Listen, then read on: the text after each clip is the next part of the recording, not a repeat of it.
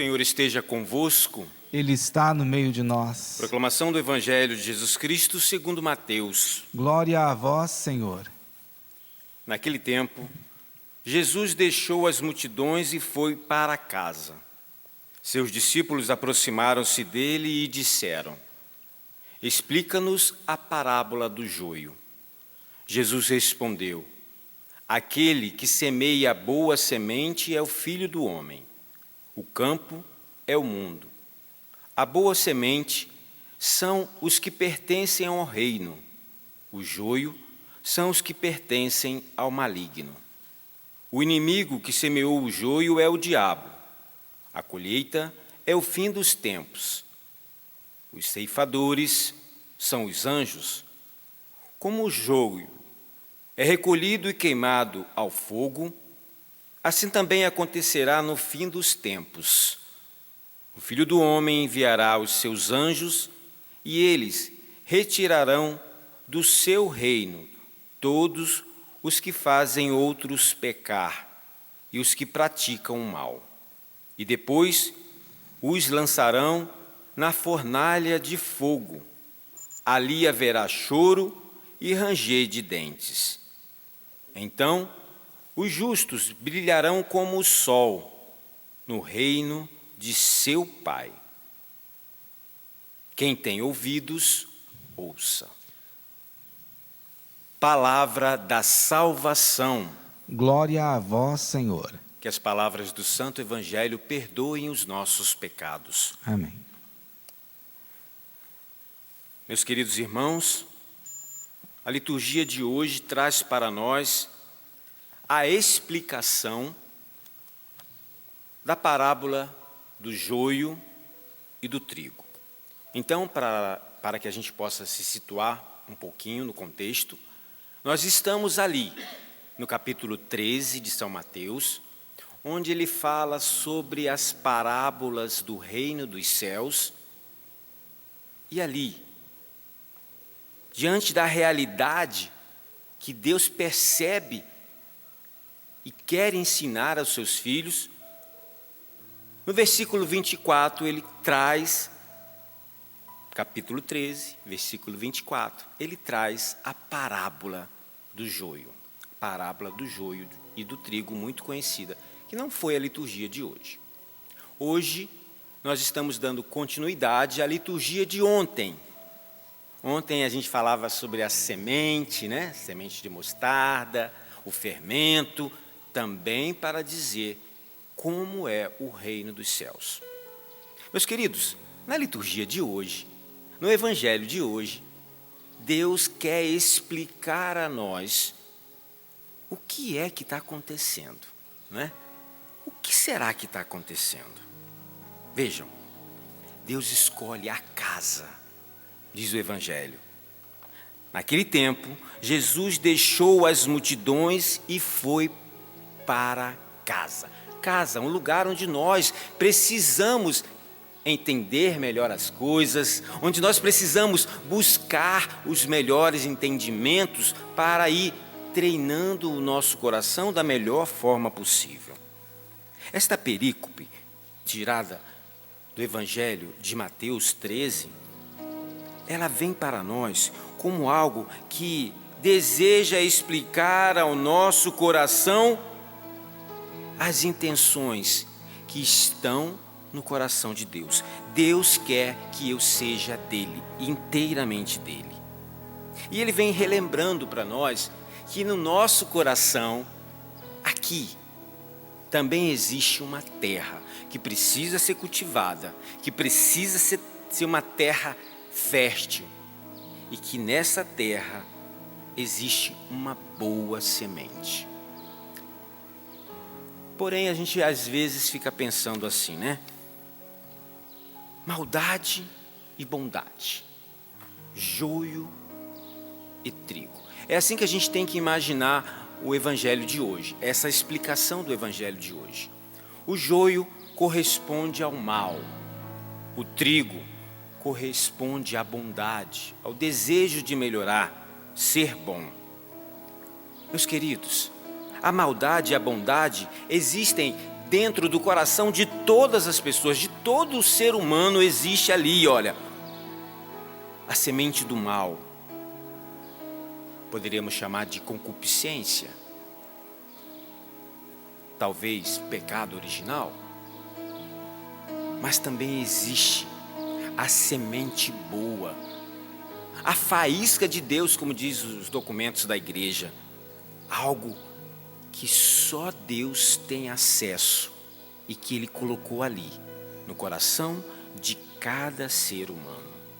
Deus vai nos explicando essa parábola porque Ele mesmo quer cuidar de nós, Ele quer preparar, Ele quer ser vigilante, Ele quer proteger.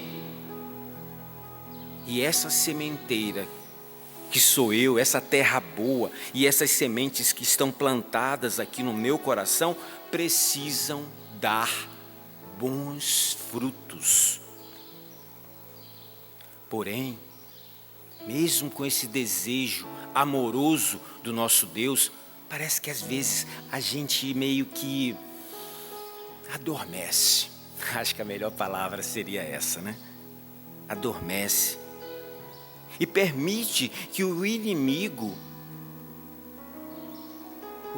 de Deus se aproxime de nós. Estamos meio que dormindo. Na parábola, Deus diz para nós que o joio tem a mesma aparência do trigo. Mas existe uma diferença ali nessa confusão, né? Poderíamos confundir. Joio, trigo crescem juntos. Mas a diferença é que apenas o trigo dá fruto. Se não der fruto, não é trigo, é joio. E se é joio, não é considerado filho de Deus. Você está entendendo? Você precisa dar fruto para Deus. Você precisa ser, diante de Deus, alguém que quer aparecer. Mas calma. Não é aparecer como uma vaidade, como um desejo humano, mas aparecer como filho de Deus, o nosso Senhor. Jesus explica para os seus discípulos, mostra, que nós também somos retirados desse mundo, mesmo estando nele, para vivermos aqui o reino de Deus, que um dia viveremos lá no céu. Esta é a igreja, é esta a igreja, onde cada um de nós, se preocupando com o desejo e a vontade do Senhor, vamos dando o nosso melhor e não ficando à margem, porque quem fica à margem pode ser que se desvie do caminho. É uma alegoria que Jesus traz para nós, joio e vinho, mas também é uma realidade e quer anunciar que Deus, mesmo com a sua paciência, vai transformando também o nosso coração, porque o fim do mundo, o final de tudo, é iminente, vai acontecer, não tem jeito. Deus nos convida a uma plena responsabilidade. A responsabilidade que cada um de nós precisa contemplar. Meus queridos, hoje Deus está fazendo com que a gente faça uma revisão de vida. Como eu tenho me comportado? O que eu tenho escolhido na minha vida? Que companhias? Com quem eu tenho andado? E como anda a nossa vida de oração? Precisamos acolher os ensinamentos do Senhor, e assim a bondade irá se manifestar em nós. Mas não é a nossa bondade, é Deus que vai vivendo dentro e vai transformando todas as nossas ações. sobre o joio e sobre o trigo. A pergunta que não quer calar, que não cala dentro do Padre Evandro, é a seguinte: qual deles vamos deixar que cresça dentro de nós? Qual deles precisa produzir fruto na minha existência? Esse texto nos ajuda a iluminar as nossas ações e perceber se estamos dando mais atenção ao trigo ou ao joio. Não podemos ceifar, mas podemos melhorar as nossas ações.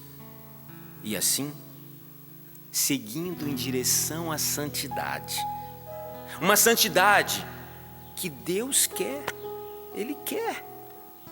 E Ele tem me ajudado. Eu preciso dizer uma coisa para você. Deus te quer santo. Eu preciso repetir isso para você. Deus te quer santo. Nós precisamos ser santos, dar frutos como o trigo. Eu tenho outra informação para você. Conta comigo. Nós estamos juntos. Eu quero ajudar você. E nós somos cristãos, nós precisamos ajudar uns aos outros. Por fim, cuidado com as aparências.